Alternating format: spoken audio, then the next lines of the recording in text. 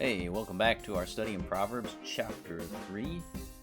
Today we're looking all this week at verses 27 through 35.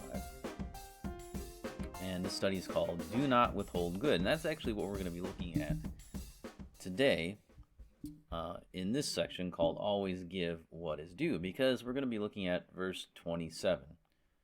And to stay with that, it says, "Do not withhold good from those to whom it is due, when it is in your power to do it." There's a lot of one-syllable words in there. So do what it says. If you have good, and do not withhold good from whom it is due. How do we do that? What are we talking about here? Well, the Bible, throughout the Bible, we can probably collect a lot of different things that is due to others. If we have good, if we're practicing good, there's a lot of things that we don't want to withhold from others. And it's something that they're due, right? When it's in our power to do so. If it's in our power to do so, then these are the things that we should be doing. So I'll give you 5 suggestions that you can pick up from the scripture. I won't go into all the passages and show you that, but I'll give you 5 I think the Bible and even Proverbs would confirm. And the first one is that we pay our financial debts. We pay our financial debts. If we owe something monetarily, if there's something that they're due, that we made a promise to give, then we ought to give it. So if that's why the Proverbs talks about being in debt, and that if you you are a slave to those whom you are indebted to. And so this is the idea that we need to pay if we have something that we owe, then we ought to be paying for it. I remember back many years ago, my wife and I owned a home, right? And I resigned from my job, and so we had to move. But couldn't sell the house. The house just wouldn't sell. It was at the bottom when the bubble burst back a decade ago, and the house just wasn't selling. It was in a small town, so no one was buying, and we kind of got stuck. So we had to find a renter, and even the rental prices weren't really as much as what our mortgage was, and so we were kind of in a bad place. And people were telling us, "Hey, why don't you just stop paying your mortgage, and then the house will foreclose, and then you'll get rid of it." And which was true. We could have done that, but we had agreed on the mortgage to make those payments, to do that.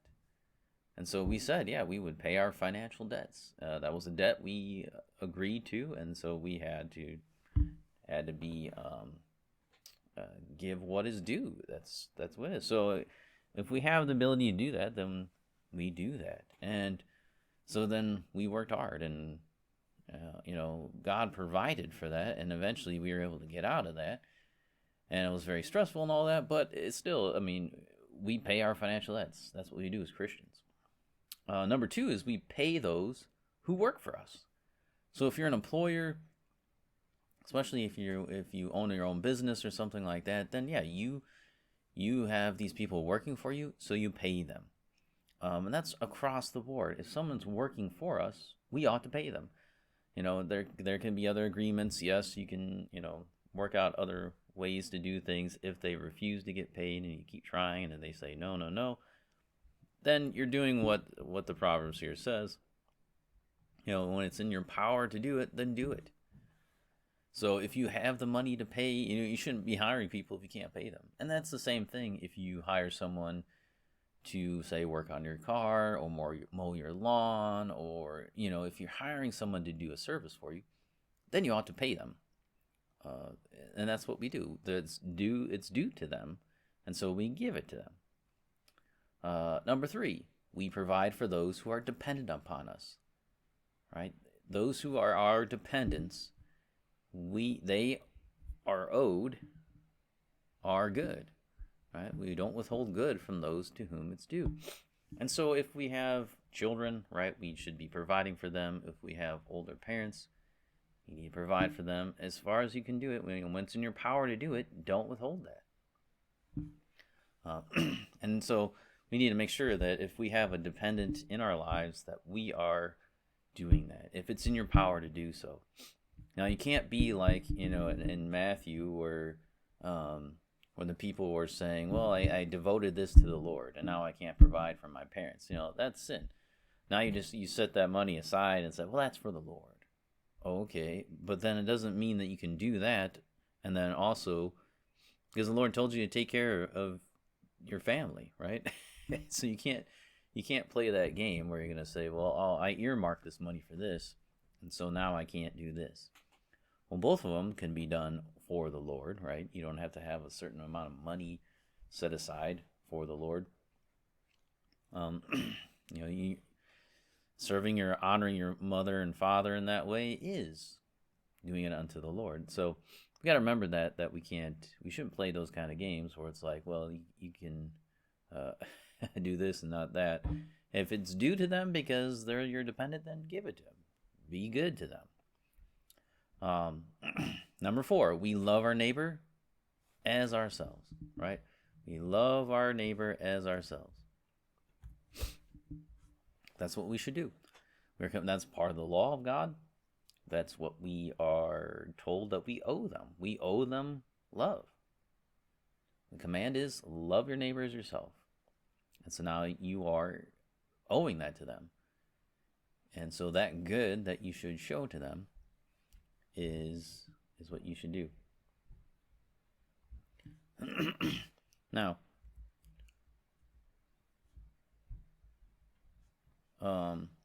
who is your neighbor? Well, the old children's catechism question is, who is my neighbor? And it's all my fellow men are my neighbors, which is true. That's what the Bible teaches. That's what Jesus taught in the Good Samaritan story.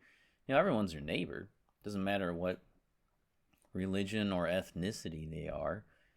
If they're human and they're in your vicinity, they're your neighbor. So love them. Show them good. Don't withhold it if it's in your power to do so. And probably for most of the things, there's no reason why you don't have the power to do so. Then we get to number 5, another 5th suggestion here. Like I said, there's probably lots more, but I'll give you 5. We help those who are in need.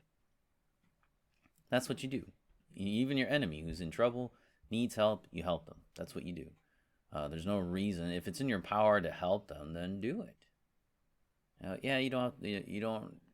There's the idea of don't want to be taken advantage of and needlessly throwing your money away and all that kind of stuff. But it's not really just money either. What we're talking about, helping people in different ways. So if it's within your power to help someone, then do it. Don't withhold that from them.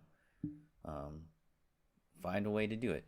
If it's like, I understand, like if you're out on the street and someone's asking you for money, you're like, well, am I supposed to give money to them all the time? Well, no, it doesn't. The Bible also talks about wisdom, right? There's foolishness. You don't give a fool a bunch of money, right? Because then they're just going to use it for foolish things. And that's not loving.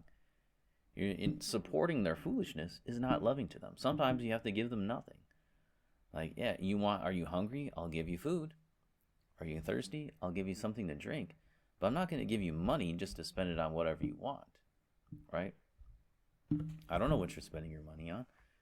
And if you're here asking me for money, you probably have, for the most part, you probably don't have the wisdom then to actually handle money. What you need is maybe some food, maybe some water, and you need some help to get yourself straightened up, to start thinking correctly. That's what you most need, is to start thinking correctly about money and how to survive here. Maybe are you looking to get a job? Clean yourself up a little bit, get a job, right? I was like, there's different help in different forms.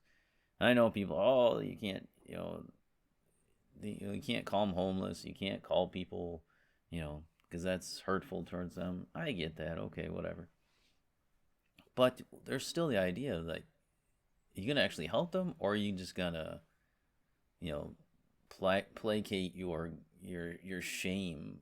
It's like you got some kind of weird misplaced shame, so now you have to do this for people. And that's what a lot of times especially certain groups of people are like that. Well, I need to just, I have some kind of weird shame over the fact that I have money and they don't.